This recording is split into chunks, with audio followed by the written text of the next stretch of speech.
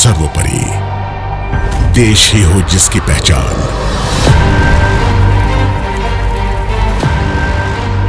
खतरों से आंखें मिलाने का हो जुनून, ऐसे हैं भारत के वीर जवान।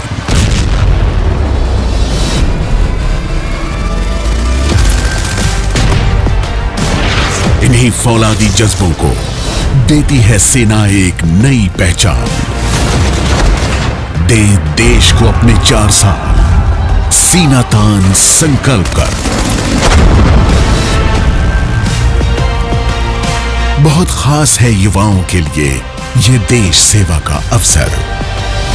नमस्कार दोस्तों, मैं राहुल आप सभी का मंथन में स्वागत करता हूं। तो देश की सुरक्षा और देश सेवा का जज्बा रखने वाले जो भी युवा हैं, उनके लिए आज केंद्र सरकार ने सशस्त्र बलों में शामिल होकर देश सेवा करने के लिए एक आकर्षक भर्ती योजना को मंजूरी प्रदान कर दी है।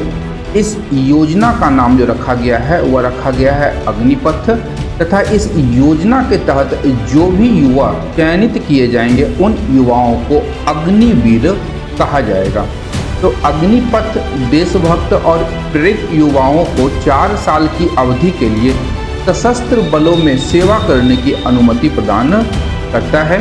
आज के इस सेशन में हम लोग इस अग्निपथ योजना के विषय में जानने एवं समझने का प्रयास करेंगे कि आखिर ये योजना क्या है, किस प्रकार से भारतीय युवा या जो भी इच्छुक देशभक्त और प्रेरित युवा हैं वो किस प्रकार से अग्निवीर के रूप में शामिल होकर भारतीय सेना में शामिल होकर देश सेवा करने का उन्हें मौका मिलेगा। इन सारे प्रश्नों का हल आज के इस सेशन में हम लोग देखने का या प्राप्त करने का प्रयास करेंगे। तो आइए शुरू करते हैं हमारा आज का यह सेशन। तो सर्वप्रथम हम लोग रक्षा मंत्री राजनाथ सिंह के स्टेटमेंट को देखते हैं, जो इन्होंने इस योजना के आरंभ करने के पूर्व प्रेस को ब्रीफ करने के दौरान दिया था। आप सभी जानते हैं कि पिछले कुछ वर्षों में भारतीय रक्षा व्यवस्था को और अधिक सशक्त बनाने की दृष्टि से सरकार ने कई महत्वपूर्ण कदम उठाए हैं। इसमें से कुछ प्रमुख हैं: चीफ ऑफ डिफेंस स्टाफ के पद का सृजन, डिपार्टमेंट ऑफ मिलिट्री अफेयर्स का गठन, ऑर्डिनेंस फैक्ट्री बोर्ड का कॉर्पोरेटाइजेशन, पॉजिटिव इंडिजिनाइजेशन लिस्ट का प्रमोलगेशन। इसी प्रकार डोमेस्टिक प्रोक्योरमेंट के लिए 68% कैपिटल प्रोक्योरमेंट बजट का आवंटन और एफडीआई कैप का 74% तक बढ़ाना, यह कई ऐसे महत्वपूर्ण कदम सरकार ने उठाए हैं भारतीय रक्षा व्यवस्था को मजबूत करने के लिए। इसी दिशा में भारतीय सेनाओं को विश्व की बेहतरीन सेना बनाने के लिए उस दृष्टि से आज कैबिनेट कमेटी ऑन सिक्योरिटी ने भी एक ऐतिहासिक फैसला किया है। आज का अग्निपथ नामक एक ट्रांसफॉर्मेटिव योजना हम ला रहे हैं, जो हमारी आर्म्ड फोर्सेस में ट्रांसफॉर्मेटिव चेंजेज लाकर उन्हें फुल्ली मॉडर्न और वेल इक्विप्ड बनाएगी। अग्निपथ योजना में भारतीय नौजवानों को बतौर अग्निवीर आर्म्ड फोर्सेस में सेवा का अवसर प्रदान किया जाएगा और यह योजना देश की सुरक्षा को मजबूत करने व हमारे युवाओं को मिलिट्री सर्विस का अवसर देने के लिए लाई गई है।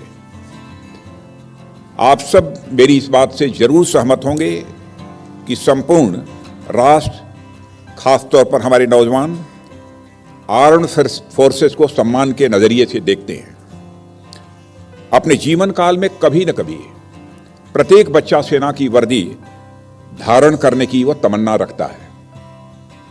अग्निपथ योजना के अंतर्गत यह प्रयास किया जा रहा है कि इंडियन आर्म्ड फोर्सेस का प्रोफाइल पूरी तरह से यूथफुल हो। रक्षा मंत्री राजनाथ सिंह के अनुसार इस योजना के माध्यम से वैसे युवाओं को जल, थल और वायु सेना में सीधी नौकरी दी जाएगी जो भारतीय सेना में शामिल होकर देश सेवा करने का मौका तलाश रहे हैं। यह योजना विशेष रूप से भर्ती नीति के तहत रक्षा बलों में भर्ती किए गए सैनिकों को भारतीय सशस्त्र बलों में अग्निवीर के रूप में, किस रूप में, तो अग्निवीर के रूप में शामिल किया जाएगा तथा सशस्त्र बलों में यह एक अलग रैंक प्रदान किया जाएगा उन्हें। और यह जो रैंक होगा यह किसी भी मौजूदा रैंक से बिल्कुल अलग होगा। यहाँ पर हम लोग देखते हैं कि अग्निपथ योजना जो है, इस योजना में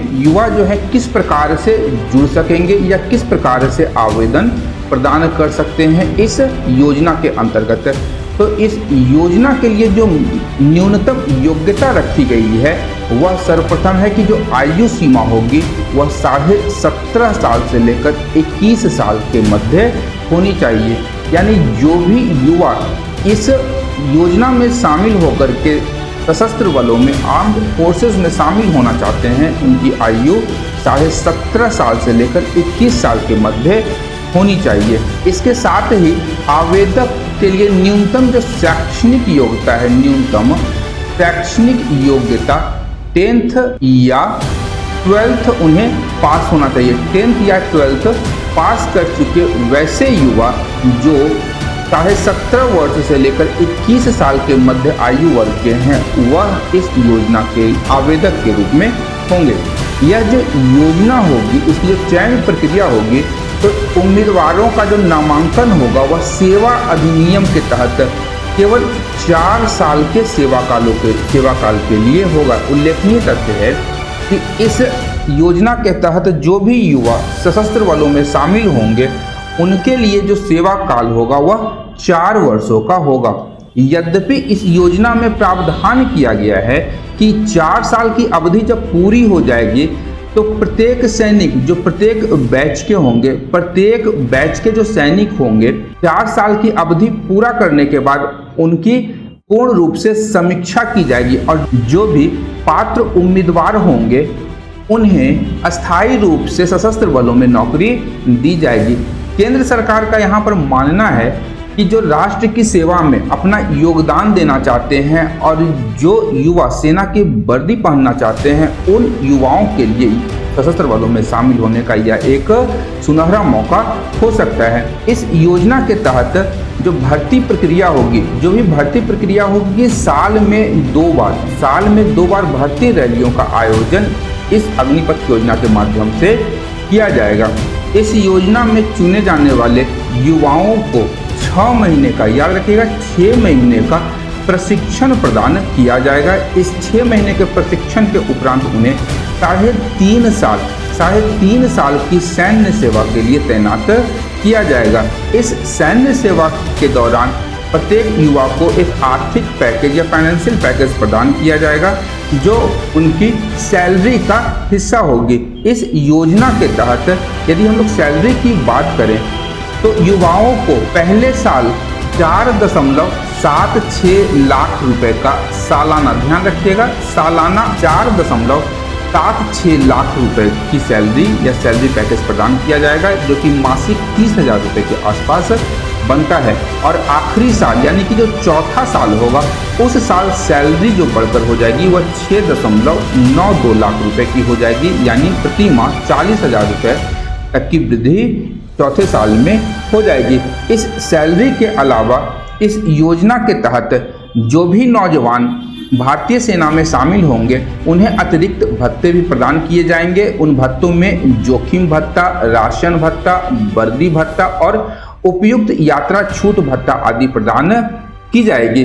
सैलरी और भत्ते के अतिरिक्त इस योजना के तहत जो भी नौजवान भारतीय सेना में शामिल होंगे उन्हें एक सर्टिफिकेट दिया जाएगा जिससे कि उन्हें एक समाज में, हमारे समाज में क्या हो मिलेगी, एक अलग पहचान प्राप्त होगी तथा समाज में ये युवा एक रोल मॉडल के रूप में जाने जाएंगे। मासिक वेतनमान के अतिरिक्त युवाओं के लिए इस अवधि के दौरान उनके वेतन का 30% हिस्सा एक सेवा निधि कार्यक्रम के तहत अलग से रखा जाएगा और इस हिस्से पे सरकार समान राशि का योगदान देगी। 4 साल के पश्चात यदि हम लोग देखें तो आयकर से मुक्त यह कुल राशि 10.04 लाख रुपए की संयुक्त निधि बनती है। इस संयुक्त निधि पर जो उपार्जित लाभ होगा वह लाभ ब्याज सहित प्राप्त होगा। यहाँ बाइफर्केशन अगर हम लोग देखें तो प्रथम वर्ष के दौरान किसी भी युवा को 30,000 रुपये प्रथम वर्ष में प्राप्त होता है और उसके इन हैंड में जो 70% राशि होगी 21,000 रुपये प्राप्त होंगे तथा 9,000 रुपये उसकी सेवानिधि में अग्निवीर कॉर्पस फंड्स के योगदान के रूप में काट लिया जाएगा और भारत सरकार 30% का योगदान करेगी। इसी प्रकार दूसरे, तीसरे और चौथे वर्ष में युवाओं के वेतनमान में से अग्निवीर कॉर्प्स फंड में योगदान लिया जाएगा जो उनके कुल वेतन का 30% होगा। इस प्रकार से इन 4 वर्षों में 10.04 लाख रुपए सरकार और जो सशस्त्र कर्मी होंगे उनके लिए एक कॉर्प्स तैयार होगा और इस 10.04 लाख रुपए का जो सालाना ब्याज होगा जो सेवानिधि पैकेज के रूप में हम लोग जान रहे हैं वह 11.71 लाख रुपए बैठता है। तो यहाँ पर जब कार्यकाल पूरा हो जाएगा तो उसके 4 साल के उपरांत, पूरा करने के उपरांत प्रत्येक जो उम्मीदवार होंगे वो सेवानिधि के लिए पात्र बन जाएंगे और इसके अतिरिक्त उन्हें उच्च शिक्षा के लिए कौशल पात्रता प्रमाण पत्र और विभिन्न क्रेडिट अंक जो सैन्य सेवा के दौरान उन्होंने अर्जित किए होंगे वह प्रदान किया जाएगा। इसके साथ ही है कि इस योजना के तहत यदि किसी भी सैन्य कर्मी की 4 साल की अवधि के दौरान यदि किसी सैन्य कर्मी वीर गति को प्राप्त हो जाता है या कार्य क्षेत्र में वीर गति को प्राप्त हो जाता है तो उन्हें मृत्यु क्षतिपूर्ति के रूप में 48 लाख का बीमा कवर प्रदान किया जाएगा और सेवा के कारण यदि मृत्यु होती है तो 44 लाख रुपए की अतिरिक्त अनुग्रह राशि प्रदान की जाएगी। इसके अतिरिक्त जितने वर्ष उसने सेवा की है तो सेवानिधि सहित 4 वर्षों तक सेवा न किए गए हिस्से का भी भुगतान किया जाएगा। अब यहाँ उदाहरण से समझते हैं कि यदि कोई व्यक्ति कोई युवा जो है अग्निपथ योजना में शामिल हो जाते हैं और वो 2.5 साल का अपना कार्यकाल पूरा कर लेता है और 2.5 वर्ष बीतने के उपरांत वह किसी एम्बुश में वह वीर गति को प्राप्त हो जाता है तो इस दौरान रेस्ट जो 1.5 वर्ष 1.5 वर्ष का जो समय बचता है तो इस 1.5 वर्ष की अवधि का जो वेतन होगा साथ ही साथ सेवानिधि सहित सेवानिधि में जो भुगतान किया गया है वो सारा का सारा जो धनराशि होगा एक्स ग्रासिया के रूप में इस युवा के आश्रितों को प्रदान किया जाएगा। इसके अतिरिक्त यदि कार्यकाल के दौरान विकलांग होता है कोई भी अग्निवीर तो उसे उतना फीसदी मुआवजा दिया जाएगा कि तो यह मुआवजा जो होगा तो चिकित्सा अधिकारी यह तय करेंगे कि वह कितना प्रतिशत अक्षम हुआ है। 100% अगर कोई अग्निवीर अक्षम होता है तो उसे 44 लाख रुपए, 75% यदि अक्षम होता है तो 25 लाख रुपए, 50% अगर अक्षम होता है तो 15 लाख रुपए की अतिरिक्त अनुग्रह राशि भी प्रदान विकलांगता क्षतिपूर्ति के रूप में अग्निवीरों को की जाएगी। इस योजना के माध्यम से केंद्रीय सरकार सेना में ऊर्जावान एवं युवा लड़ाकू योद्धाओं की भर्ती करना चाहते हैं जो नवीन प्रौद्योगिकियों से युक्त एवं ऊर्जावान युवा हैं। तो यहाँ हम लोग देखते हैं कि आखिर इस योजना का जो प्रभाव होगा किस प्रकार से यह आत्मनिर्भर भारत के निर्माण के लिए यह एक परिवर्तनकारी योजना होगी उसे हम लोग देख लेते हैं। तो यहाँ पर यह जो योजना होगी मूल रूप से हम लोग को 3 डायमेंशन में देखना होगा। पहले डायमेंशन में हम लोग राष्ट्र को रखते हैं, दूसरे डायमेंशन में सशस्त्र बलों को रखेंगे और तीसरे डायमेंशन में उस व्यक्ति को या उस युवा को जो अग्निवीर के रूप में भारतीय सशस्त्र बलों में शामिल हुआ है। तो देश सेवा की अगर हम लोग बात करें, राष्ट्र की बात करें तो अनेकता में एकता पर आधारित राष्ट्रीय एकीकरण के लक्ष्य के लक्ष्य के साथ सभी क्षेत्रों की महिलाओं तथा सभी युवाओं को यहाँ पर समान अवसर प्रदान किया जाएगा। ध्यान रखिएगा। और इससे क्या होगा कि जो हमारी राष्ट्रीय अखंडता होगी इसे भी हम लोग सुनिश्चित कर सकते हैं।